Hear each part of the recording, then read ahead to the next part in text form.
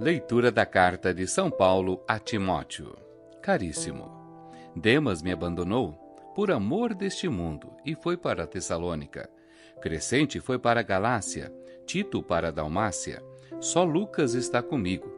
Toma contigo Marcos e traze-o, porque me é útil para o ministério. Mandei Tíquico a Éfeso. Quando vieres, traze contigo a capa que deixei em Troade, em casa de Carpo, e os livros, principalmente os pergaminhos. Alexandre, o ferreiro, tem me causado muito dano. O Senhor lhe pagará segundo as suas obras. Evita-o também tu, pois ele fez forte oposição às nossas palavras. Na minha primeira defesa ninguém me assistiu. Todos me abandonaram. Oxalá que não lhe seja levado em conta, mas o Senhor esteve a meu lado e me deu forças. Ele fez com que a mensagem fosse anunciada por mim integralmente e ouvida por todas as nações. Palavra do Senhor, graças a Deus.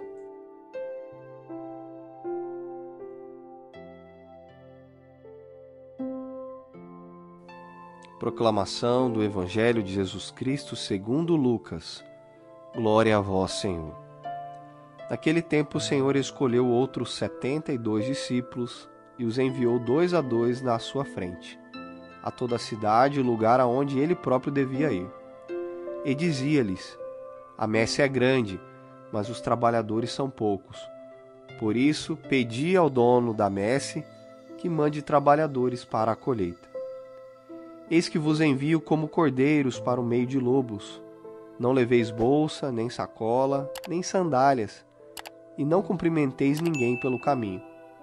Em qualquer casa em que entrardes, dizei primeiro: a paz esteja nessa casa. Se ali morar um amigo da paz, a vossa paz repousará sobre ele. Se não, ela voltará para vós. Permanecei naquela mesma casa, comei e bebei do que tiverem, porque o trabalhador merece o seu salário. Não passeis de casa em casa. Quando entrardes numa cidade e fordes bem recebidos, comei do que vos servirem, curai os doentes que nela houver, e dizei ao povo: o reino de Deus está próximo de vós. Palavra da salvação. Glória a vós, Senhor.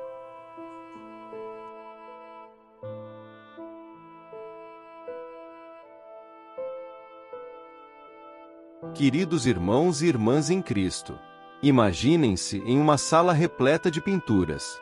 Cada quadro conta uma história diferente. Alguns retratam momentos de glória, outros de desafio, alguns de solidão, outros de comunhão. Hoje, as leituras que temos diante de nós são como essas pinturas, retratando diferentes aspectos da jornada cristã: a realidade da missão, o custo do discipulado, a fidelidade de Deus em meio às dificuldades.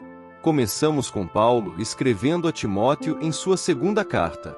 O tom é pessoal, quase melancólico. Paulo, o grande apóstolo, o incansável missionário, encontra-se sozinho. Demas me abandonou por amor deste mundo, ele escreve. Que tristeza deve ter sentido o coração de Paulo ao ver um companheiro de ministério escolher o conforto do mundo em vez dos desafios do Evangelho. Mas a lista continua. Crescente foi para a Galácia, Tito para a Dalmácia. Só Lucas está comigo. Podemos sentir o peso da solidão nestas palavras. Paulo, que uma vez liderou equipes missionárias, que plantou igrejas em toda a Ásia Menor e além, agora se encontra quase sozinho. Esta pintura da vida de Paulo nos lembra uma verdade crucial. O caminho do discipulado nem sempre é fácil. Havere mementos de solideo, de abandono, de incompreensão. Talvez alguns de vocês estejam experimentando algo semelhante agora. Sentindo-se sozinhos em sua fé, incompreendidos por aqueles que o cercam, talvez até abandonados por aqueles em quem confiavam. Mas observem como Paulo responde a esta situação. Ele não se entrega ao desespero ou à amargura. Em vez disso, ele continua seu trabalho. Ele pede a Timóteo que traga Marcos, pois ele me é útil para o ministério. Mesmo em sua solidão, Paulo está pensando na missão, na obra que precisa ser realizada.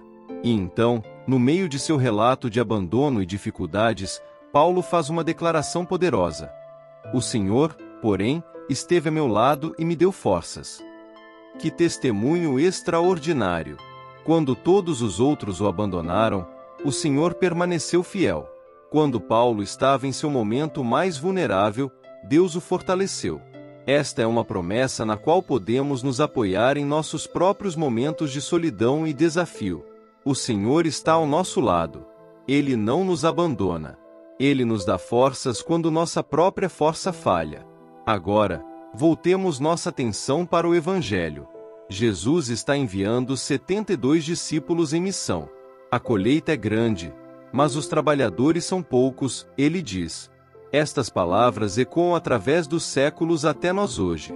O mundo ainda está faminto pela boa nova, sedento pelo amor de Deus. E nós, como aqueles 72, somos chamados a ser os trabalhadores nesta colheita. Mas observem as instruções que Jesus dá. Não leveis bolsa, nem alforge, nem sandálias. Que pedido surpreendente! Jesus está enviando seus discípulos em uma missão crucial, mas lhes diz para irem despreparados, pelo menos aos olhos do mundo. Por quê? Porque Jesus quer que seus discípulos aprendam a confiar totalmente em Deus e na generosidade daqueles a quem ministrarão. Ele quer que eles experimentem a providência divina de uma maneira tangível e poderosa. Isto nos leva de volta a Paulo. Quando ele diz que o Senhor esteve ao seu lado e lhe deu forças, ele está testemunhando exatamente o tipo de providência que Jesus prometeu a seus discípulos. Paulo experimentou a fidelidade de Deus em sua vulnerabilidade. Então, o que estas leituras nos dizem hoje? Que lições podemos tirar destas pinturas da vida cristã? Primeiro, elas nos lembram que o chamado cristão é um chamado à missão.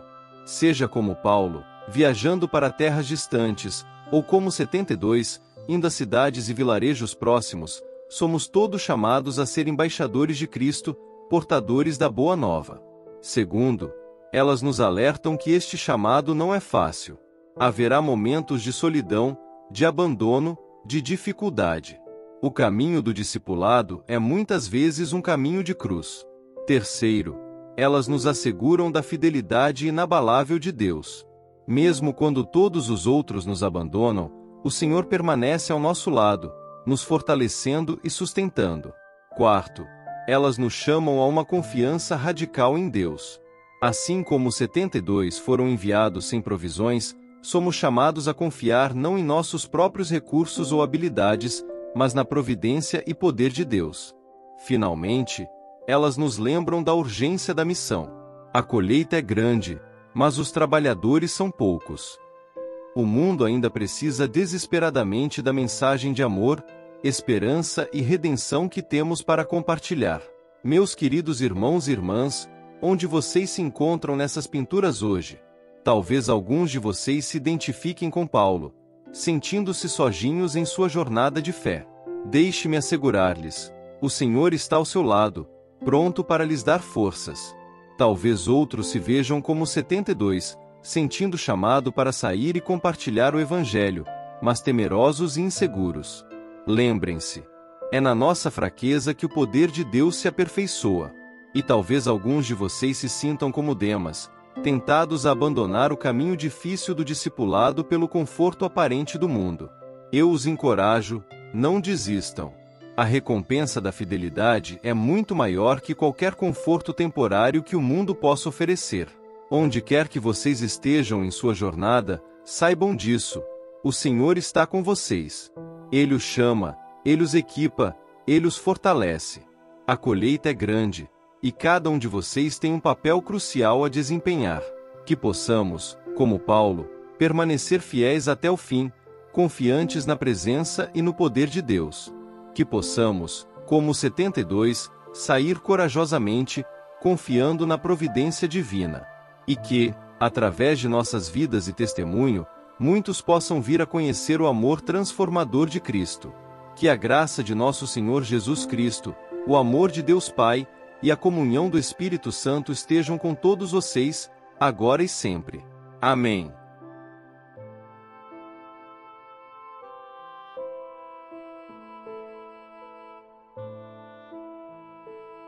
São Miguel Arcanjo, defendei-nos no combate. Sede o nosso refúgio contra as maldades e ciladas do demônio. Ordene-lhe Deus, instantemente o pedimos, e vós, príncipe da milícia celeste, pela virtude divina, precipitai no inferno a Satanás e aos outros espíritos malignos que andam pelo mundo para perder as almas. Amém.